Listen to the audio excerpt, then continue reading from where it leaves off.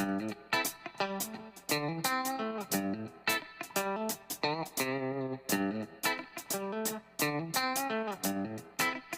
hello, my name's Izzy. I'm from England and I arrived at the end of February. Hi, my name is Melanie. I'm from Canada, Calgary to be specific, and I've been in China since June 6th. Michael, and I'm from Ireland. I came here 9 months ago, so I came in November. So my name is Tim, and I've been in Beijing for about 5 months. I arrived in Beijing April 2018.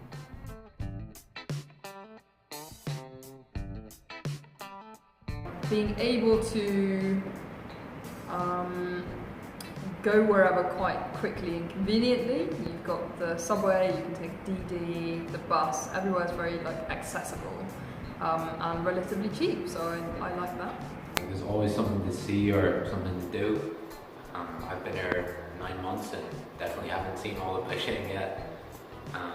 That end is very convenient to live here. So get a taxi, order food, it's already convenient, pay for stuff. The best thing about living here is definitely the abundance of choice for restaurants, museums, parks. I can do so many things and never run out of things to do. The best thing about living here is that it's an experience unlike anything else I've ever had. The Chinese culture is completely different from the US and Europe, the two places I have lived. There's just very few similarities, which is what's so interesting and which makes me really enjoy it being here.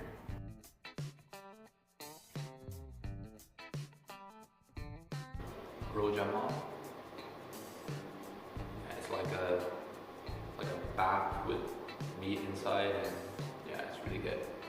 My favorite Chinese food so far is called biang. It's a noodle dish. There's beef, vegetables, tomato, egg, spices. It's kind of got all the good flavors all together and I never get sick of it. And the noodles are this thick, so they're also really neat. And I think they just peel them off of this big thing of dough. My favorite food so far is Peking duck, which is really good when it's prepared right. And I also like hong sha zhou. The duck is pretty good actually. The duck is second to none. I don't really like duck in Europe, but in China, it's very good.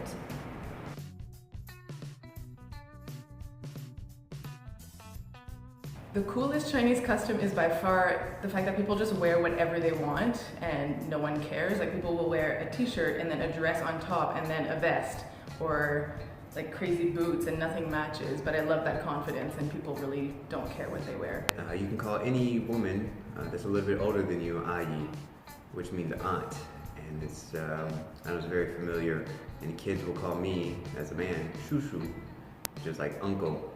So even though we don't know these people, it's just kind of respect, but familial. I don't know, I think it's very interesting.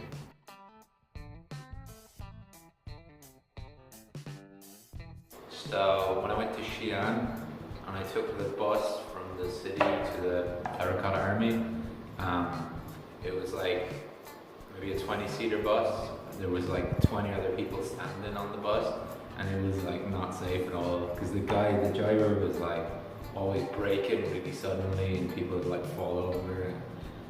There's no way you could do that at home. One of the most interesting things that has happened to me happens pretty much every day. When I'm talking to a Chinese person, the word for that one, or the filler word and is nega. So just being a black American, it's an interesting expression to hear that every day and so often. And sometimes even if they're not pointing at me, but maybe in my direction, oh, that one, behind me or something, and I hear, oh, nigga. Okay, she can't be talking about me.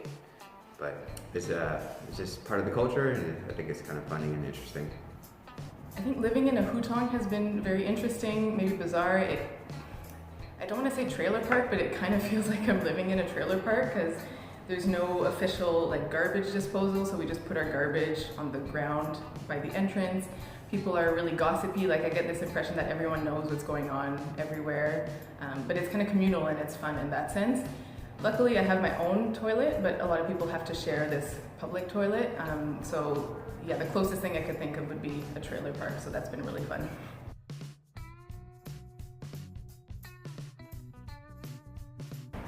谢谢, so thank you. I use that for most things just because my Chinese is not very good. For me, that counts as hello, goodbye, and thank you. Jega means this. So yeah, if you come to China, Jega. I definitely use the word jega probably 20 times a day, every single interaction, multiple times. It means this. At a restaurant, I want this.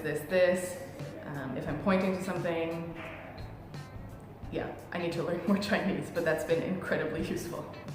Jingwen, like excuse me, and also woting wudong, which means I don't understand. I do that a lot because I start a conversation with someone, it's like, oh wow, your Chinese is really good. Let me speak to you in native speed. And I have no idea what they're saying, so I have to say, oh, sorry, I don't understand. I hear you, but I don't understand.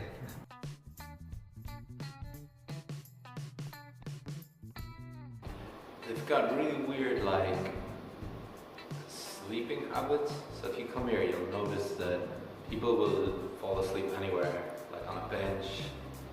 I've seen people fall asleep on the side of the road, just, yeah, anywhere. The weirdest thing, and I wish it was for women as well, but it's just for men. When it's really hot out, they'll lift their shirts, well, not all the way up, but like they'll just kind of roll them up to here and expose the belly, and it's always just like hanging out, even in the back, probably to cool down. I've asked many students about this, like, can I do it as well? But apparently it's just for men, and yeah, no one seems to care that they're not in shape because it's too hot and need to cool down apparently. It has to be spitting. I think that's a gross and weird custom. If you ask Chinese people, most of them say, oh no, it's impolite, we don't do that, or you shouldn't do it. But so many people do it that I think it's not just random, it's part of the culture, and I think it's kind of weird and gross sometimes. Being from England, we queue and we pride ourselves on our manners, and not that the Chinese people are rude, they just have a different way of going about things, so.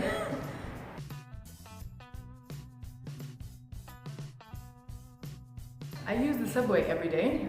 It is the easiest thing to use. It gets cheaper as the month goes on, so the more I use it, the cheaper it gets, which I love. Everyone just does their own thing. No one bothers me. It's really simple to use. They use English translations.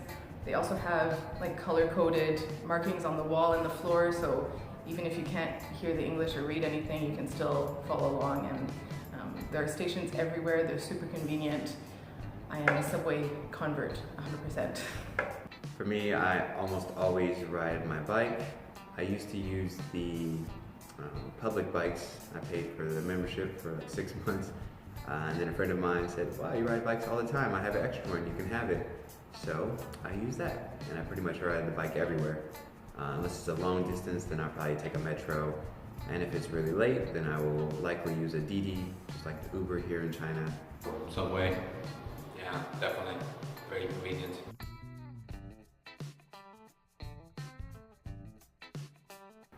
Whew, dealing with banks is fun.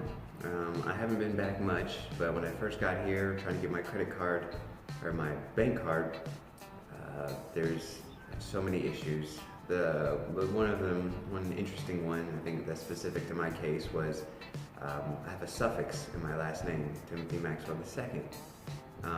But in America, the suffix goes with the first name, first and middle name. So that's what's repeated, my first and middle name, because my family name, all of us have that. But in China, on the form, there's nowhere to put a suffix. So I wrote my name in order, so it's under my last name. So now that's part of my last name as far as my bank is concerned. So Maxwell, then the Roman numeral 2.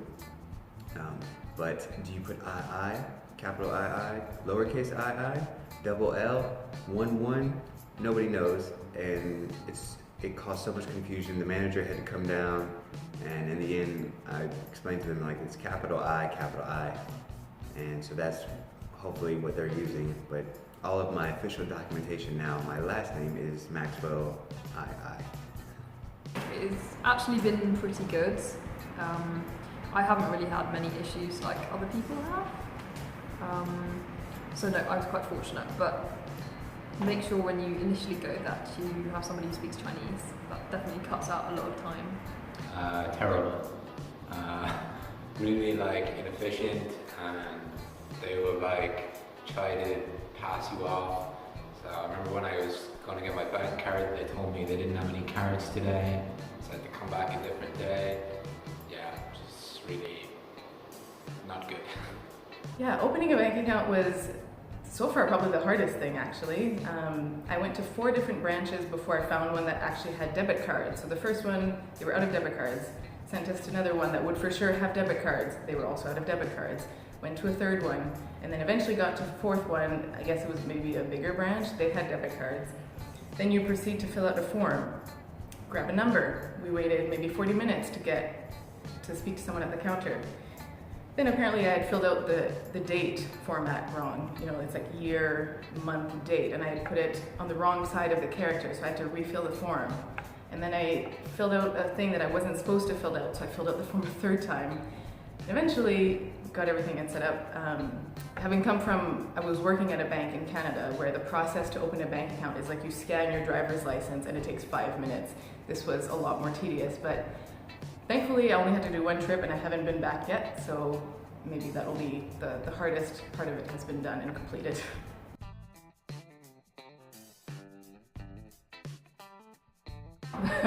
Okay, so this has got to be one of the hardest things that you will do when you get to Beijing. You've kind of landed in the deep end and they will give you lots of agent names and you have to visit lots and lots of apartments before you settle on one.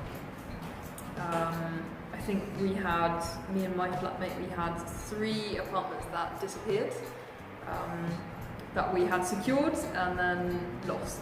So this can be quite frustrating, but if you stick with it, you will eventually get somewhere. Persistence is key. So I used an agent, so you have to pay like an extra month or whatever as a fee, but if you're new to Beijing, it's probably the easiest way to find an apartment. A lot of people use a website, Z-Room, but it is in Chinese, so you would need someone who can speak the language to help you out. But that's probably the best way to find an apartment if you don't know anybody. I was super lucky. I did not have to find an apartment. My boyfriend had already done that for me. But from what I've heard from other people, finding an apartment is just super tedious and can be very difficult. You have to have a lot of cash up front for starters. A lot of agents will find you an apartment, but they charge an agent fee. And then on top of that, you'll have to do a deposit, maybe pay a couple months up front, a couple months rent up front. So a lot of cash involved, and they usually tend to show you like a really crappy one first that's maybe really cheap, and then a really nice one that's like way over your budget, so then you'll end up getting the really nice one because the comparison is quite stark. But like I said, I did not have to go through that, so I just came to Beijing and my apartment was there. It's very cozy and comfortable, very small. Looking for an apartment was an interesting look into culture, so you get to see, kind of how people live, what is considered fancy, what's considered less fancy, what areas have what kind of people.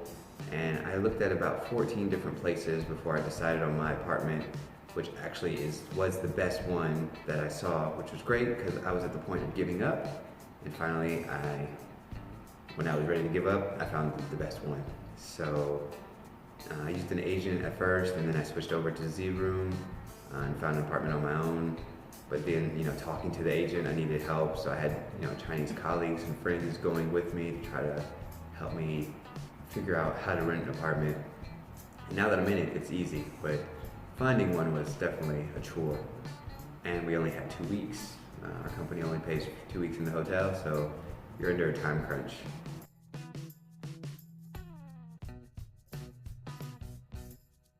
For me, I would say probably the traffic situation.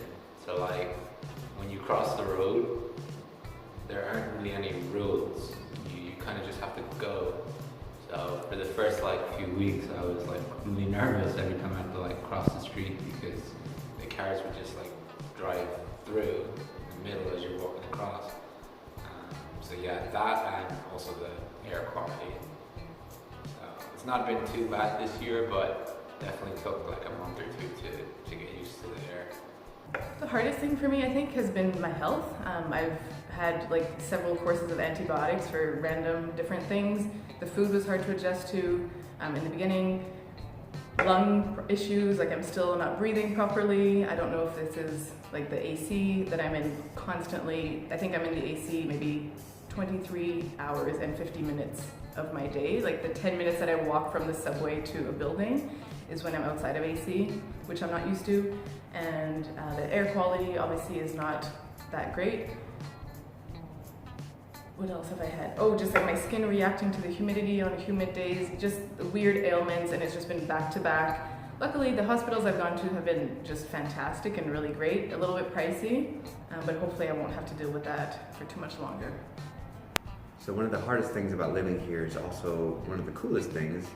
Everything is digital. So that means you need to be able to read and write Chinese, not just speak it and hear it. You got to be able to like read what the applications say. You know, if you want to order food, if there's no pictures, you really would be in trouble. So that's the hardest thing, is just trying to learn to read basic words. You know, that I know. Oh, okay, this is food, or this is laundry, or you know, whatever the service that I'm looking for. I have to at least be able to recognize the characters, so that I can use these mobile applications. Everything is an app. Everything is done through apps. So it's really cool because it's quite technological, and I like tech, but it's tough when you don't speak Chinese. The weather's pretty hard to adjust to, because I think I came in a time when the seasons were transitioning, so the weather was quite kind of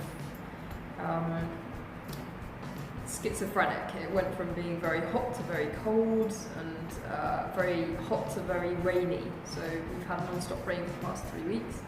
Right now it's just very hot. So yeah, looking forward to it cooling down a bit.